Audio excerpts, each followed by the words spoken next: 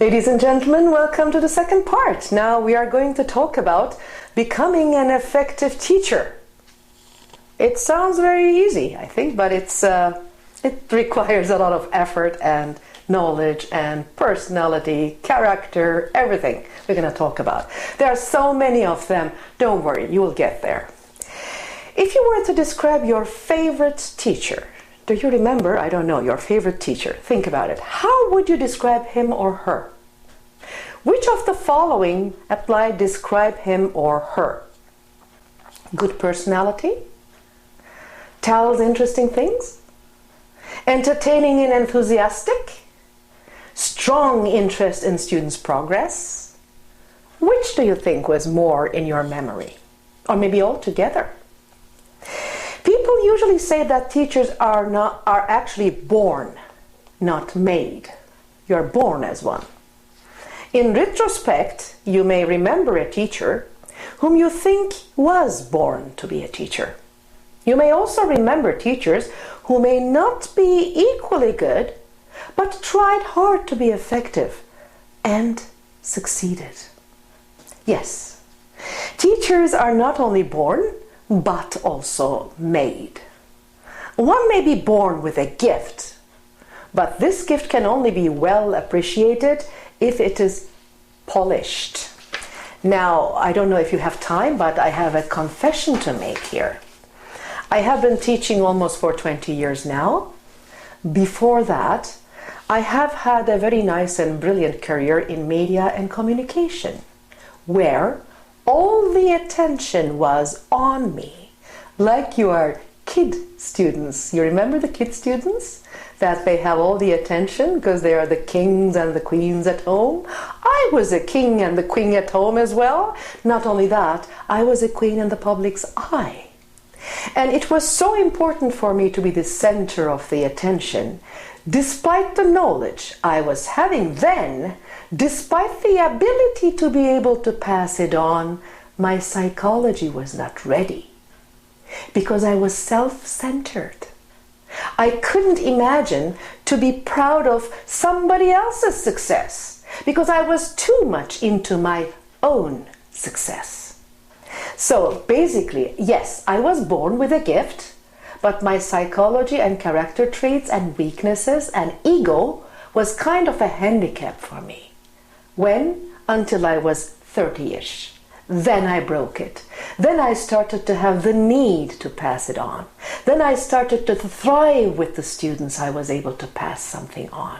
Then I learned that being proud of somebody's success, when somebody's succeeding and you know that you are the most important reason for that, if you actually get to know this taste of success, then you'll be cured as a teacher. So I was actually born, yes, but more made throughout the years, throughout the self-development I have been through. Teaching is not an easy job. I should say it's very challenging. Your curriculum writer is also a kind of admitting it here and giving it up, and can be daunting on your first few years. I told you the first few years are experience collecting years. Don't expect too much then. I used to tell my students that teaching attrition rate is very high. Many quit teaching after 5 years of practice. I don't think that. I don't feel here. I don't see your face, but I don't feel that my listeners here, which means you, would be doing that. Because when you really get used to that taste, you kind of get addicted to it. And many teachers cannot live without teaching. Even if they retire, they find a way to volunteer. What makes a good teacher?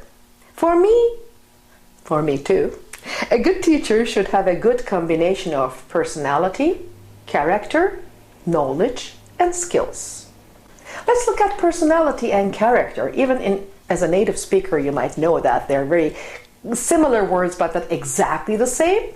And also you should be able to tell it to your students when you actually definitely define these words and express these words. When they ask, teacher, what is the difference between personality and character? They might come up with that, because I have been asked a lot. Let's look at here how it's described. Oftentimes we take personality and character as one. In some instances we can as well. In other instances we can separate these two.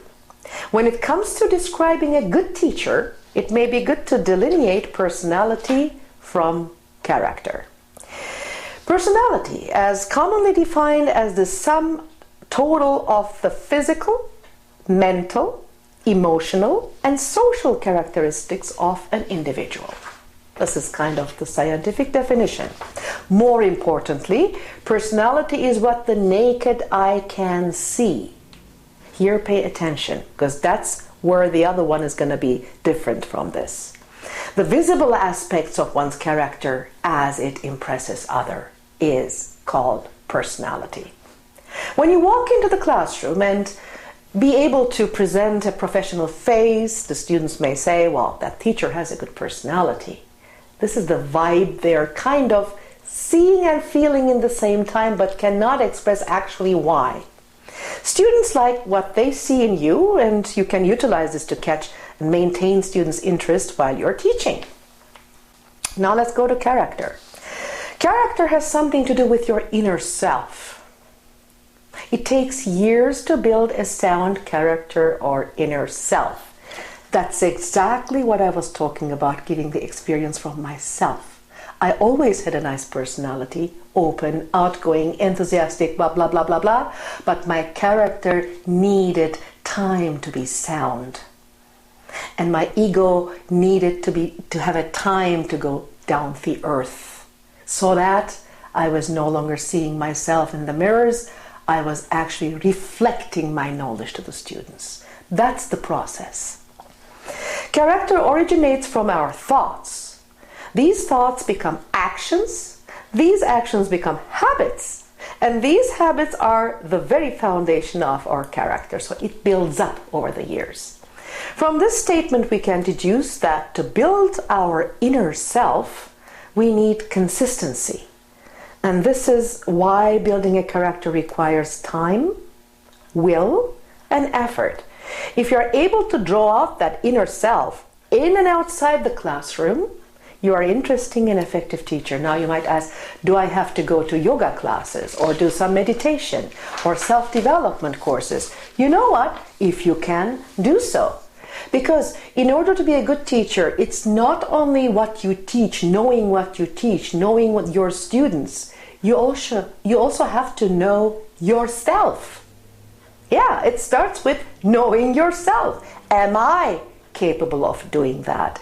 Am I ready to be dealing with the students? Am I having the ability to read their eyes and their spirits? In order to do so, you have to ask yourselves, who am I? Am I confident in my own skin? Because if you have a bit of a deficiency in there, bit of an insecurity, not in your knowledge, but in your personality, the students will capture that and even can use them against you. They can be mean.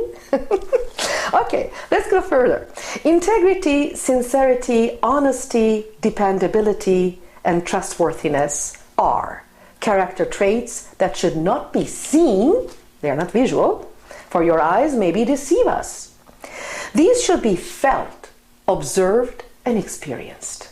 In other words, it takes more than a smile, carefully crafted words, and a professional look to be a successful teacher. It should come from here. Yeah. It is the giving of ourselves and making teaching our way of life that pave the way to our success. And we can only do so and do these through our inner self, not the outer one. Basically, feeling your success in the success of your students. When you feel that, when you get there, you're a good teacher. The rest is a normal training. You just gather some information. You find different methods which work better or not. But the core, the inside, is that passing on feeling, which actually improves the humanity. That's the natural law. Because we are supposed to not only teach our children to be better persons, but also whole community and society. And teachers are playing a huge role in that. And don't just say, what, I'm teaching English. You're not teaching English only. A language is just a part of communication, a small part of communication. We're going to come to that. There is a hidden agenda, a hidden curriculum, where a teacher is a model, and the students are mentees, and the teacher becomes a mentor. It's way more than you think, and the more you see it, the more you love it, I'm sure. Now let's look at the knowledge and skills. This is more natural, factual. Successful teachers create successful lessons. For teachers to be successful, they need to have sound knowledge of what they are teaching. Example, if you're an English teacher, you should know the English language very well. You should have a good understanding of the grammar and lexical systems and be aware of pronunciation features like sounds, stress, and intonation. Here, ladies and gentlemen, when it comes to grammar, I would like to inform you about something I observed. In North America, and also some English schools, I heard, but I know more than North America for sure, English grammar and the basics are not necessarily banged as in other countries. For example, Koreans, Chinese, Turkish, Iranians, Spanish-speaking countries are starting with grammar banging in elementary school. I can remember, since I had an elementary school in Istanbul, I was able to say almost everything about the Turkish grammar when I was 10 years old. Ask me about subjects or adverbials or clauses or anything, I at least know the glossary terms of this grammar. They're taking it so serious and they're banging with grammar. Not necessarily in North American education system, but when it comes to teaching English, you should be aware of them as much as a linguist does, because you have to be able to answer the questions which are the most difficult questions in English. Why? Why do we so? Why do we say so? Why can't we say otherwise? So if you don't have that grammar awareness, you don't have the answer. For example, why do we say on the bus but in the car? Have you ever thought about it? I'm not going to tell you. I found it out, but found yourselves. Okay, so what I mean by that is really ask yourself, why do we do that? How do we do that? And delve into it more than your schooling has given to you, specifically native speakers of English. And sure, the pronunciation features like sound, stress, intonation, even if you're not specializing in pronunciation, it's very crucial because you might be aware of it or not. English has so many homophones which will be terribly distracting for students. When I say rain, which rain do I mean? When I say right, which right do I mean? When I say fine, which fine do I mean? So maybe the other language speakers don't have that in their language, so you have to be aware of all these differences. You should also know, on the other side, what materials and equipment to use, where to get these material and equipment, and how to utilize them effectively. I think some of the male students have more tendency to deal with gadgets, but you never know. Women are very advanced nowadays. For example, have you tried using various websites when preparing your lessons? Do you have a list of highly recommended course books? And do you have a reasonable number of the titles on hand? I always encourage my students, as the curriculum developer, to have a mini library either at home or on their classroom. What I am doing as teacher is going online as much as I can, following actually the forums in order to answer certain questions and changing material in English. And as you know, English, like every other language, is an organic thing and develops. It doesn't stay where it is.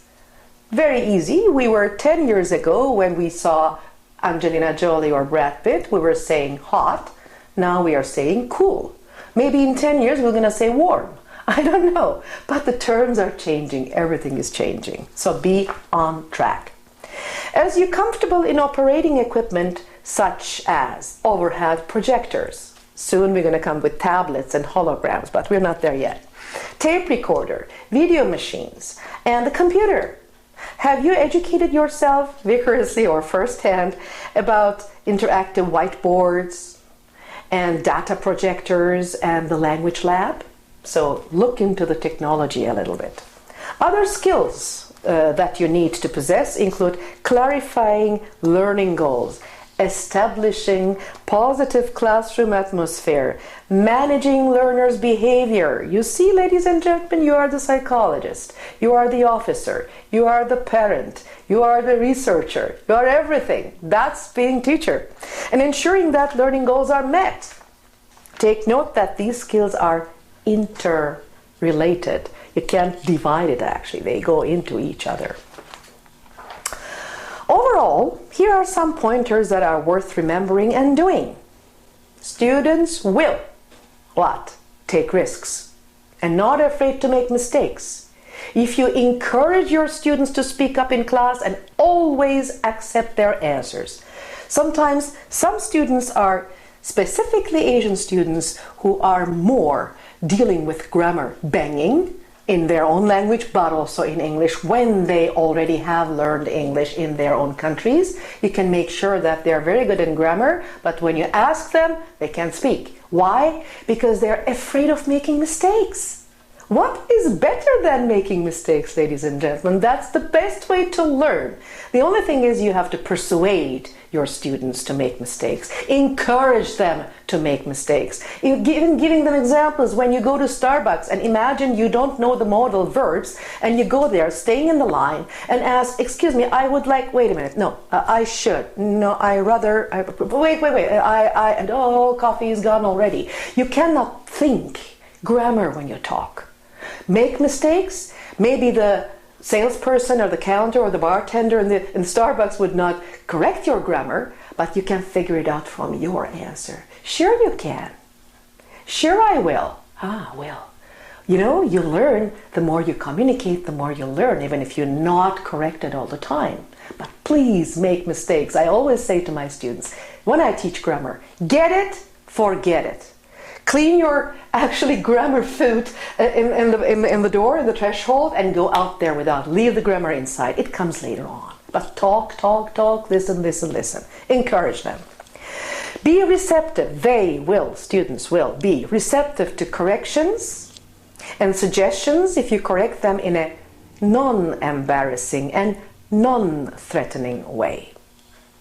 So that's a very, very sensitive issue.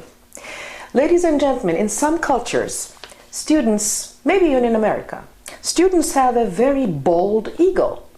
They don't want to be criticized, embarrassed, and making mistakes in classroom because they are specifically teenagers. You remember that they were actually being always depending on the appreciation of their peers.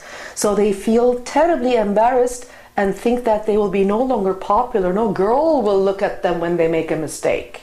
So you have to make sure when you correct them, first of all, figure out how they react to correction, subtle correction.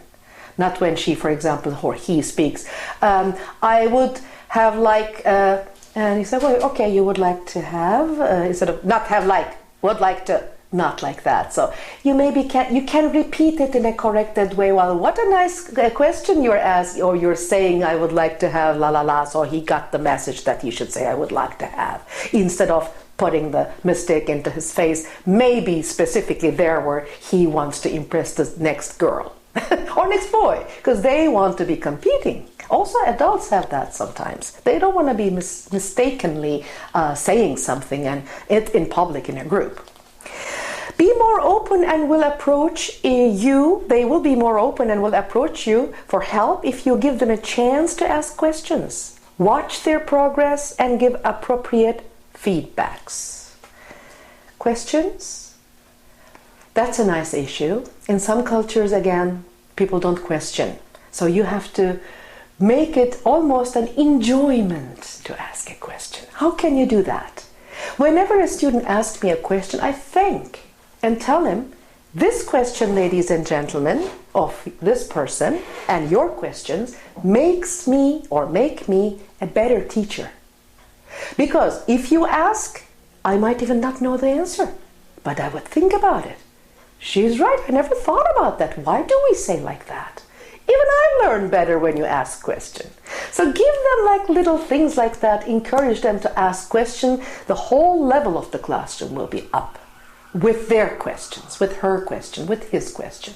So they should figure out that asking question improves the general quality of the lesson.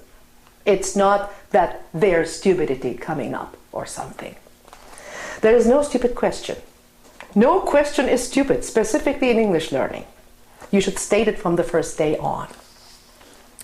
Actively listen. They will actively listen if you are well prepared. Well, I hope you know the difference between listening and actively listening. Actively listening is literally focusing. The other one is just hearing the words, but not being interested. So as long as you are well prepared and consider their interest points, attract them, motivate them, lure them with nice examples, they will listen to you actively. Participate actively if you make them understand what you and they are supposed to do and what they are doing the activity, why they are doing the activity. So, for example, recently I was teaching proficiency tests, and suddenly I realized that in the listening section of the proficiency test, they were finding the actual answers, the right answers, but misspell them and losing marks. Because in a proficiency test, call it IELTS, call it TOEFL, whatever, Cambridge, you shouldn't misspell. And some students know English, speak English, but don't know how to write it in terms of spelling and losing marks. What did I do? Although it was not the curriculum for a proficiency test material, I started to run pronunciation pair dictation, which means one story here, student A, one story, student B, short stories. Student A is reading the story, student B is writing, and vice versa. Why? Because A, they advance their pronunciation when the other person correctly hears what she or he is saying, and also spelling. But when I was running that, I had an introduction and explanation before, because they might think, teacher, we are in an IELTS class or TOEFL class or a proficiency test class. This is not pronunciation class and dictation class. Why is this exercise necessary? So you have to tell them and convince them that it's good for them, so that you don't have to criticize afterwards. Because students also tend to complain a lot. Don't forget about it. Even when you do the right thing, the best thing, they might complain. It's so difficult to make people happy, specifically every single student happy. So as much as you cover yourself, as better it is. Respect you, they will respect you if you respect them. Yes, specifically, ladies and gentlemen, very specifically, also with kids, because kids definitely earn respect, but specifically with the same age group. When you are with adults and you are an adult, please consider that they only don't know English, but they might be even smarter than you and better educated than you are. So don't consider themselves like kids or children. Don't treat them like that. So they are adults, and they are coming from different countries, maybe have totally different experiences you won't be having. So respect, mutual respect is the base. Be motivated. They will be motivated to learn if you are motivated to teach. They sense it, ladies and gentlemen, like sensors. They sense that when a teacher comes to the class, like a soldier maybe, or like a government worker, maybe who is maybe not happy about his or her position, who would like to have more money, or who had recently a bit argument with his or her spouse at home. So in other words, if they're not enthusiastic, the teachers, the students won't be either.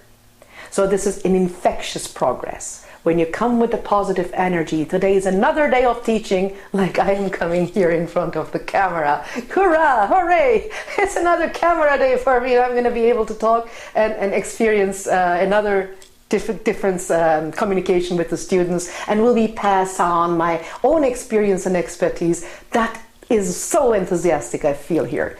You have to have the same thing. Oh my God, I could come here and say, on a final note, keep yourself updated of the recent developments and innovations within your field, etc. You would be starting to yawning, and it passes through even through the machine, which is called camera. And when you're in a classroom, they feel it right away. So please be enthusiastic. What I was reading here. On a final note, keep yourself updated of the recent developments and innovations within your field. For example, teaching approaches and techniques. As I told you, it improves all the time. Follow the forums, teacher forums, what they're discussing about. By doing online search, consulting print materials, attending seminars, development sessions, and participating in professional forums. So important. Recently, a student was asking about, is it okay to say when we use a conditional sentence, if I was or if he was, instead of if I were and if he were, which is grammatically considered more correct? So I thought, because I am coming from more academic schooling, école, so I thought, yes, in conditional sentences, actually, we should use were for everything, all the pronouns. But then I figured out a forum that it is started actually to be considered correct to use was, because language is changing. Some scholars, some linguistics say, okay. So I shared this information with my students, but also suggested when they're going through a proficiency test or having an official correspondence, go with were. But when you talk and say was, nobody is gonna kill you. So be relaxed. Why? Because I was following the forums. Now it's coming to motivating your students. So I am hopefully trying to motivate you here for being a teacher. Motivation is an inner force that drives one to do or accomplish things. Motivation plays an important factor in making our students learn. There are two types of motivation, like we mentioned before at the very beginning, extrinsic and intrinsic. As a native speaker of English, I assume you kind of understand these words if you don't know it already, ex and in. So extrinsic motivation is what the students bring to the classroom from outside, such as parental or peer pressure or employment requirements. They may be not having the original inner willingness to learn it, but the circumstances or some people are pushing them to your classroom. Intrinsic motivation has something to do with the students' enjoyment in learning, or the motivation generated by what is happening inside the classroom and teacher's technique or the classroom atmosphere. So it is in your hands. Once when they come in, they come with an extrinsic motivation, whatever their reason or goal or push is, and then the moment they enter the room, it is in your hand to keep on motivating them intrinsically. It's easier than you think.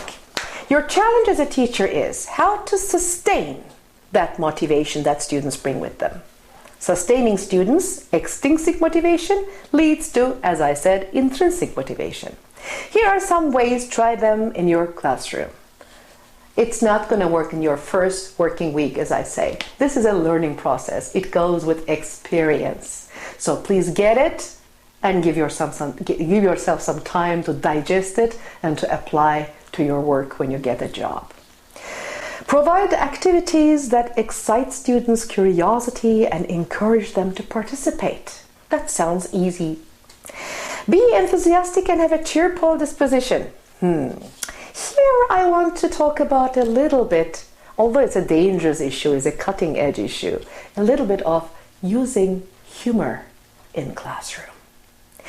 Well, being a humorist in my former career and being a professional comedian and media person in my former career, for sure I gently apply my humor to my classes and to my activities, but there are very dangerous traps in that, I want to warn you. Yes, using humor makes them laugh, makes them actually relax, makes them like you more, makes them like English more. It's a very, very effective weapon, but it can also kill, like every weapon.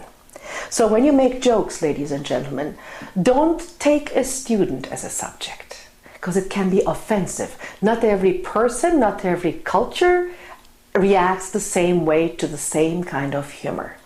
But if you take something neutral, or a self-discerning humor, which I am using all the time, like, for example, to teach static verbs and dynamic verbs, such as to be, is not an action verb. I would say, for example, Leila, my name Leila, is stupid. When you say the sentence, they start to laugh already that the teacher said for herself stupid. You don't have to say stupid. Or Leila is old. Or Leila talks too much. Action. Leila is old. Statement. I didn't do it. God did do it. It's God's action, not mine. So giving things with humor sometimes helps them to better remember the point, like it, and relax. But again, you have to be very, very careful with cultural sensitivity, personal, ego, individuals, and certain things which shouldn't be said in the classroom because of ethical reasons as well. Consider how a particular activity will affect the students. Students should see activity as a vehicle for learning and not as what they do for the sake of killing time. That's always important, because like I told you with my pair dictation, oh God, no, she didn't have probably a proper curriculum. Now she is just running the pair dictation because this was the only activity she found in the break time. No, they were exactly aware why I specifically prepared that activity and involved and included it in that lesson. Allow student to choose. Ooh, we are touching a very sensitive issue here. Allow students to choose the next activity so that they will feel that they are part of the whole activity and not as merely doers and obeyers.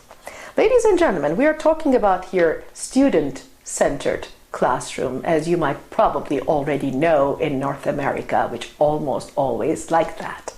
But these guys are coming, or ladies, your ladies and gentlemen in classroom, they are maybe coming from a teacher-centered educational tradition. So there is a little difference between having an authority and letting students choose the activities. The middle is what I am sometimes doing. Say, for that day, I have a listening activity and a speaking activity. But I already prepared them. But in order to make them feel that they are controlling the lesson, I go sometimes making a joke like a waiter in a restaurant. Ladies and gentlemen, today I have in my menu a mixed salad of listening and a bit grammar with sauce and talking with water. So which one would you prefer? And everybody goes like talking, and then I democratic choose. I would go through them anyway, either with the first one or the third one. So you should be prepared. They cannot choose, they cannot develop the curriculum, but sometimes according to their mood, specifically afternoon lessons when their digestion has already started and they might be feeling asleep, pay attention and give them a little bit of a choice opportunity. Give them the chance to suggest on how they will be corrected. That's actually very important. As I told you before, I'm not going to take up your time too much with it. You have to figure out and even sometimes ask directly how the student would like to be corrected. It's not like my way or highway. You don't do that. You know, like I am, okay, you are definitely the teacher, but you shouldn't embarrass somebody because of the mistakes. On the contrary, you should encourage them making mistakes. So you have to figure out how to correct them without intimidating them. Do what you say, follow up homework when you say you're going to. Another important issue, ladies and gentlemen. When I give them homework or when I give them anything, an assignment, I do it first. And when I come to the class, they see that I have done my own homework. So if a teacher does his or her own homework, the student would be definitely encouraged to do his or her. So just don't say it, do it yourself too. Correct and return assignments on time. Impose on yourself the same deadline as you do on your students. We can only do as much as when it comes to motivation. We can give our support, our guidance, but real motivation comes from the students themselves. So if it doesn't work, don't kill yourself. It doesn't go. But make sure that you did everything you can in your own control to motivate the people.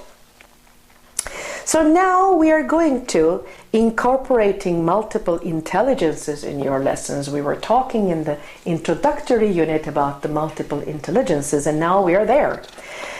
It says early in this unit, the concept of multiple intelligences was touched as mentioned. The MI theory was first articulated by Professor Gardner, and this is response to the issue of discrimination and labeling in the classroom, which in turn has turned the learning experience from enjoyable to traumatic, like labeling people that they're not smart, they don't have the ability to learn. No, maybe you are working on the not right intelligence, but in the wrong one. If somebody's a visual learner, you want to let them hear and hear and hear and doesn't get it.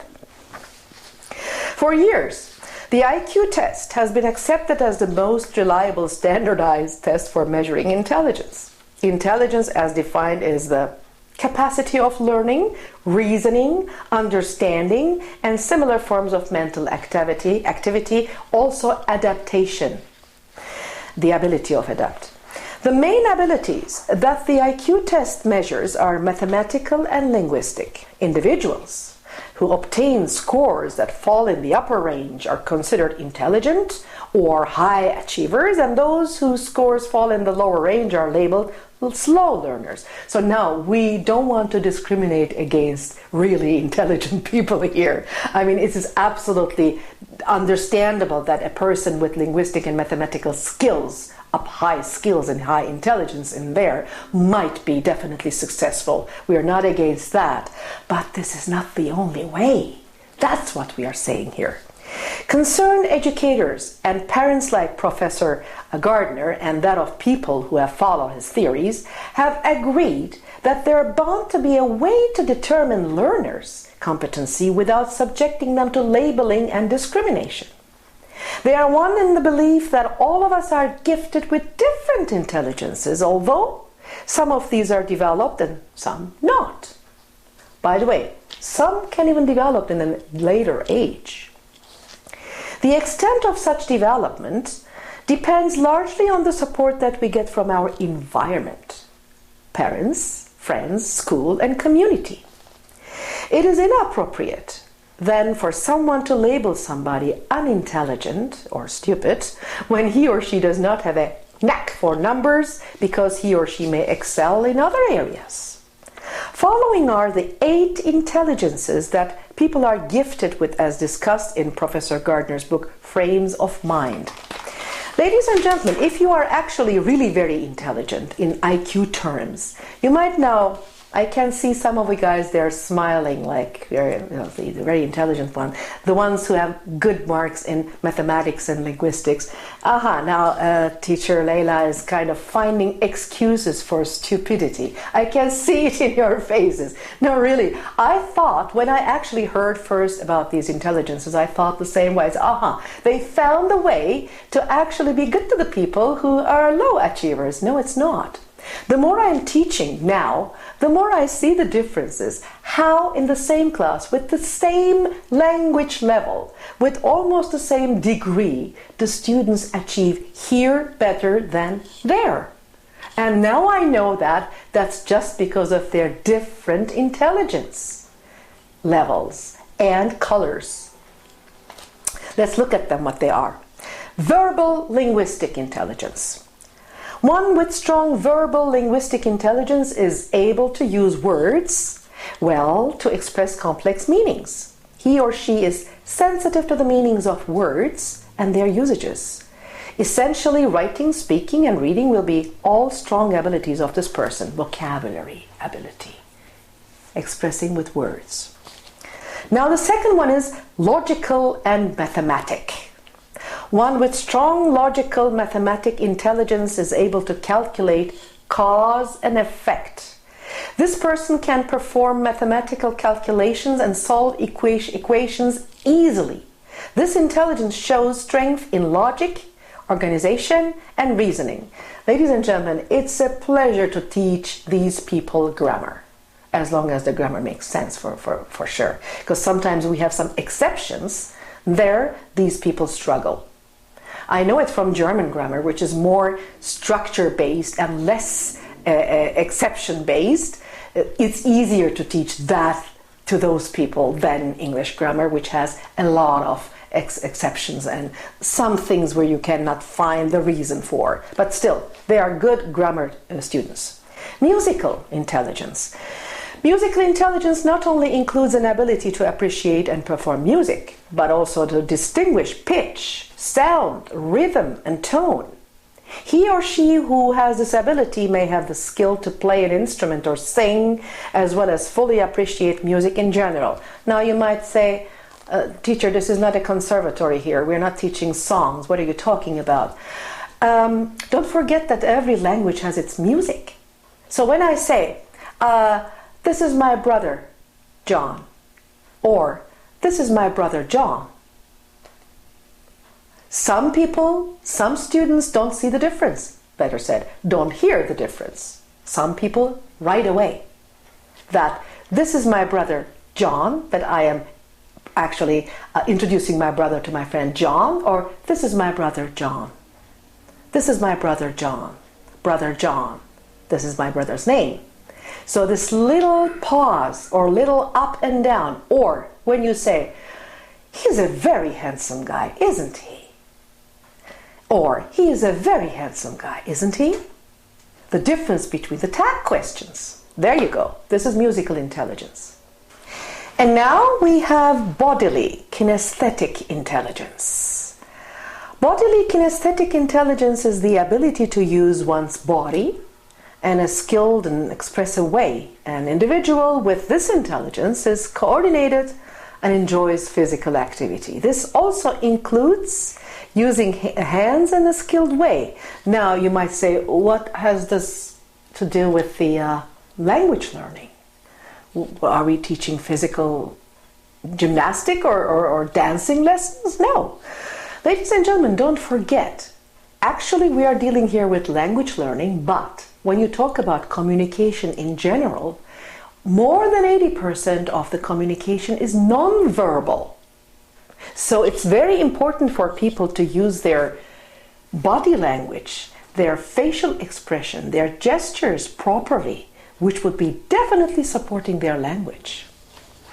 Then there's the natural intelligence we were talking about here. The intelligence is the ability, that one is the ability to understand nature. He or she possessing it will have an ability to interact well with plants and animals. There you can actually go with how to grow a plant I was talking about in the other part. He or she is able to release stress via appreciation of the beauty of nature. This person was definitely, when you run activities and the activities are related to nature or natural topics, whatever subject and grammar you're covering with that topic, that person, because of his interest and intelligence in nature, gets it easier. Let's look at intrapersonal intelligence. Intra, like intranet. One who has intrapersonal intelligence is able to understand him or herself. This person will have a strong relationship with his or her emotions and will be able to effectively achieve personal goals. He or she has the ability to understand personal strengths and weaknesses. So we are here talking about self-awareness, and if you remember the learning goals of a student which might affect your teaching abilities or techniques, it's very important to know that one has that intelligence, because then he or she definitely knows what she or he expects from you, and then you understand it and give it to him or her. Interpersonal intelligence. This intelligence involves the ability to understand others. Individuals with this intelligence have higher empathy and sensitivity to those around them. Interpersonal intelligence shows the ability to effectively interact with family, friends, colleagues, and strangers, understanding their moods and motives. Can you imagine an interpersonal intelligence group and you're running group activities with them? Marvelous. Visual and spatial intelligence is the ability to think in pictures, perceiving the world visually. Imagination is strong with this intelligence and is the ability to create and recreate. Now, visual, spatial.